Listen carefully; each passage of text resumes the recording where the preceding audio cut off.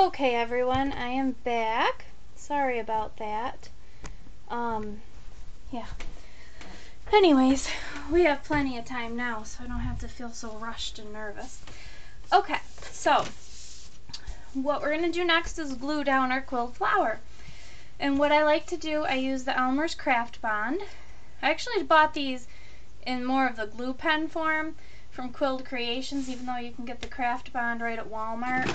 Actually, you can see how wrinkled this is from me trying to squeeze the glue out so hard and the tip gets stuck. So I just found this is actually kind of easier for me. I'm going to roll out a bunch of glue like so. Okay, and you can just use a piece of scrap paper for that. The other nice thing about the Elmer's glue is that if you get any of it on your fingers, it just rolls right off. Just rub your fingers and it's gone. So next what we're going to do is sort of line up our flower on here. And sort of see how I want it arranged. Like that. This is going to be so pretty. And a little bit of space between the petals. Okay, something like that is what our flower is going to be. And what I did was, for the center, I quilled the same size circle that all the other ones started off at. And the leaves were actually the same size too. So I kind of like it pretty close to that. So I'm going to go ahead and start with my bottom petal. What I'm going to do is pick it up with my tweezers like that, and see how nice and sturdy that is. They do sell quilling paper at Quilled Creations. It's very thin. And I just think because I started quilling on normal cardstock, I prefer it. And plus then the colors match my cardstock exactly. And we're going to just dip it in the glue, pick it up, you'll get it nice and gluey, dab off some excess. And then we're going to go ahead and just set it right there on the stem, press it down for a second. And if you get any glue along the edges, I usually just pick it up with my tweezers and roll it off my fingers. But it will dry clear anyway, so you don't have to worry too much. Then I'm going to go ahead and do my center. Okay, good. Just want to make sure you have enough that it's going to be a nice strong hold. Quilling is actually extremely strong with this glue, so once it's dried on there, it's pretty much not going anywhere, which is nice. You don't have to worry about it as long as you get it enough. And then I'm going to go with my top one next. Okay. Scrape off a little bit of excess glue along the sides. Usually I just use my tweezers. Okay.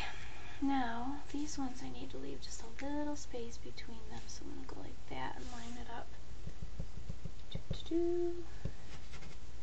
Perfect. And you just start following a nice simple pattern all the way around. You have just a little bit of wiggle room with it, not a lot though, because it does dry pretty quickly. Okay. And then my other one, and I put the petal right up directly against the green center. And then we just have two more left, plus the leaves. I'm going to need a little bit more glue. I usually like to pour out less than more, so this way I can just add more if needed. And my glue pen's just about empty. There we go. Okay, so the next little flower petal. Good. Perfect. And while I'm pressing that one, I'll grab this one. See how nice these tweezers are? They're very fine tip, and they're just perfect. I absolutely love their tools, and they designed them themselves. I remember when I first started quilling, the circle board was on back order, and I couldn't wait till they got it back in stock. If they didn't within a month or two, I was probably going to order more rulers because they're so handy. So now we have our little quilled flower head, and we need to put our leaves on next. Hopefully you guys can see this good enough. Just get a little bit more. Okay. Just going to go ahead and add it right at the end of the little tip there that's there for it. and press it down. I think quilled flowers are my favorite. I've actually never used a Prima flower. I just really like quilling flowers. I think they're so pretty. And they're so strong, really. They're very strong. Okay, and that's it. It's done, except I wanted to add, and we can just get rid of our glue then. I wanted to go ahead and add some gemstones on here. And I'm trying to decide which ones I want to use. And I like to put sometimes a little gem. Sometimes when I make a flower, I quill another very small circle and I put it in between each thing. And it looks very pretty that way. I'm just trying to debate what color purple I want to use. That one's pretty much the same color. I kind of wanted to go with something a little different so I could put them in there too. Okay, I think I'm going to go with pearls. Make sure I have enough. Yep, I have just enough, pretty much. Okay, now I like to use my tweezers for these, and I just pinch it very carefully, and then I can place it just where I want it. I'm going to put it right about like that in between each flower petal. It's going to be very pretty. And just press it down. I love these. I get them from AC Moore. At least at my AC Moore. They're $1 a package. They have pearls and gemstones, and each, got stuck to my mat here, each color, so for instance, like this one's a whole sheet, the light purple, this is only $1. So I've actually, throughout a few weeks, I kind of kept going and grabbing some until I had all the colors in both pearls and gemstones. And then I can just use them and replace them as I need to. But they're only $1, and I found it was a really good deal compared to some of the other craft stores because I like to use a lot of the bling, and I like to have all of the different colors. I actually have this whole bin full of just all colors and different ones. So as you notice on my cards, I use quite a bit of it, and that's how I get it. I think it's pretty reasonable. If you even took $20 in there, you could come away with practically every color in both pearls and gemstones. So that looks really pretty. It's just kind of an added touch for the flower, and I really, really like it.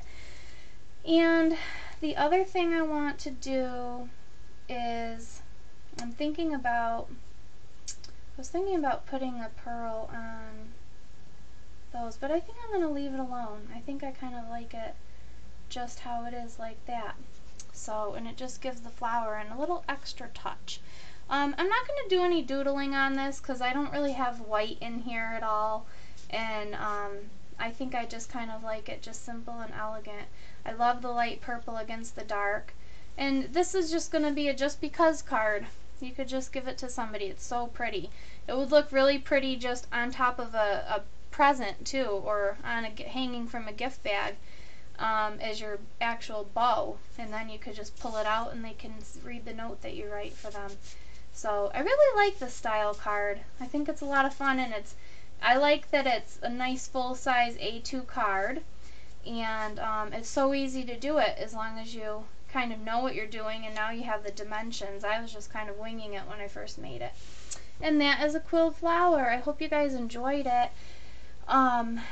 Quilling, I think it's very unique and very pretty, especially when I'm doing it with the cardstock that matches. It's just very bold and very strong. You can see all the different layers of the paper in there. I just love it.